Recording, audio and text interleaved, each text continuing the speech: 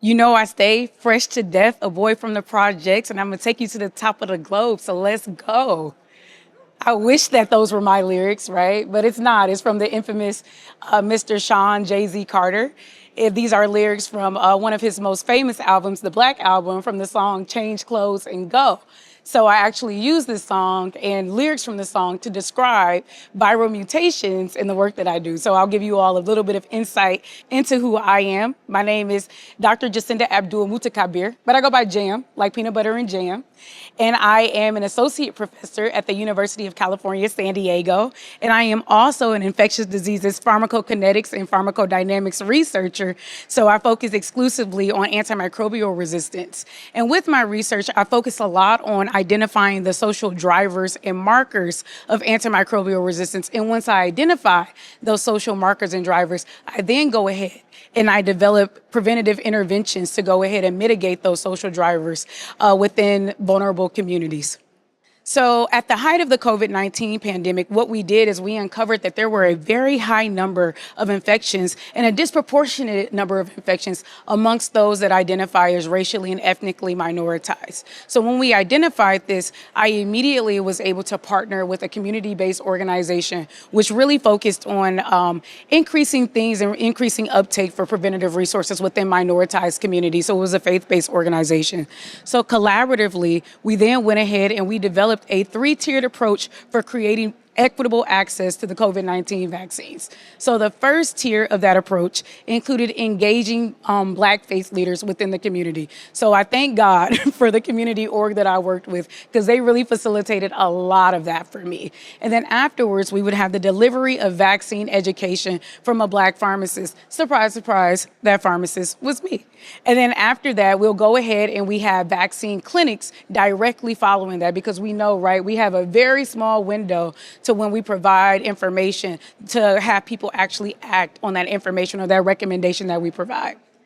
So with that education, I would use this graphic to go ahead and explain mutations because we saw very early on that it was very important to encourage the uptake of booster vaccines, right? So I knew with that, it would be important for me to translate scientific information so that it was easily accessible to the audience. But more importantly, I really wanted to invite them into this healthcare decision. I feel like with vaccine uptake, the thing is we really need to build sustainability in how it is that people approach these decisions, right? We want for them to continue to get vaccinated. And we knew that would be very important with the COVID-19 vaccines. So with that being said, I found this picture honestly on the internet. So thankfully, the folks that shared this graphic, they did a phenomenal job circulating around and I was able to go ahead and use it. So for COVID-19 specifically, I would talk about how we see that spike protein, right? So that's how the explanation of this slide goes. I'll bring you all into my scientific process. So I say for COVID-19, our bodies see that spike protein, right? And that vaccine allows for us to see that. That's what's embedded in the vaccine. So when our body sees that spike protein, then we have our T cells that run out right to protect us. That's our body's first line of protection. Well, after we have those T cells that come out and they protect our bodies, then we have our B cells or our memory cells or our antibodies, and they come out because they have to remind our bodies that we have indeedingly seen this before. But consequently, COVID-19 is smart, right? And so what does COVID do? Well, like the Jay-Z song, it changes its clothes and it goes, right? So when COVID changes its clothes, we have to be attuned to that wardrobe change. So that's why we have to get booster vaccines, because when we get those booster vaccines, it attunes us to that wardrobe change because that booster vaccine is formulated with that newest outfit that COVID is wearing, right? That viral mutation, that booster vaccine accounts for it. So after I provide that explanation of that photograph there, thank you to the people that have supplied this photo,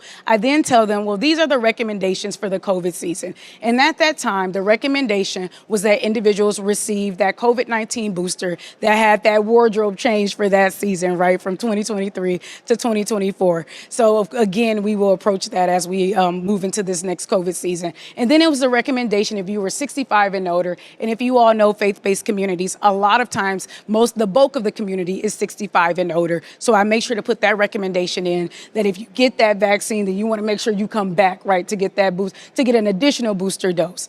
And then I can't just tell them to get the vaccine. I can't just explain the mechanism. I want to make sure that I bring them into the side effects because I don't want them to be caught by surprise. So I also include that on the slide as well. I tell them, well, you can expect to experience maybe fever, maybe muscle aches, maybe some arm soreness. But at the end of the day, at the very least, you are protected against that most prevalent wardrobe change. And I feel like, I'll take 8 hours of uncomfortability to be protected, right?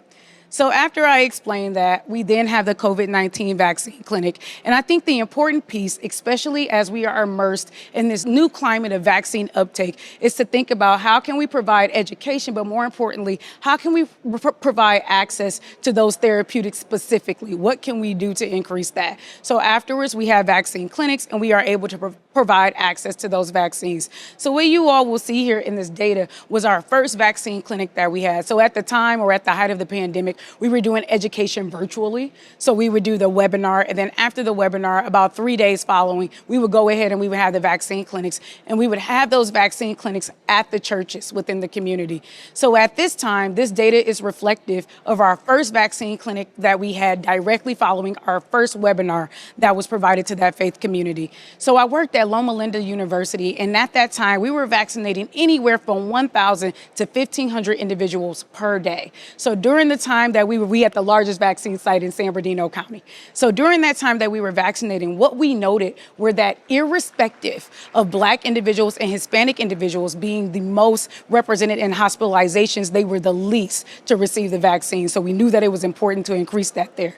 So we said, well, after we have these clinics, we want to see how effective were we in increasing vaccine uptake there. Well, if you look at this data that's comparative of our mass vaccination clinic site to our community vaccination clinic site, we were able to vaccinate 420 individuals, and the bulk of them identified as Black or African American, which was our target community for that vaccine clinic. So 83.5% of the individuals that we reached with our tailored effort were able to go ahead and get that vaccine. So we were able to say, hey, this tailored mechanism can be effective. So after that, we then moved forward. We translated the information for the Hispanic community, and we went into various areas to go ahead and work to increase vaccine uptake.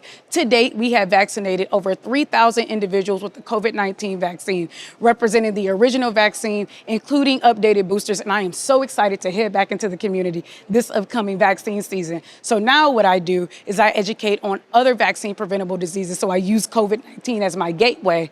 And we are now moving forward in this season. We will be talking about RSV with COVID-19 updates and influenza updates, because it's important, right, for us to be able to increase that within especially vulnerable communities.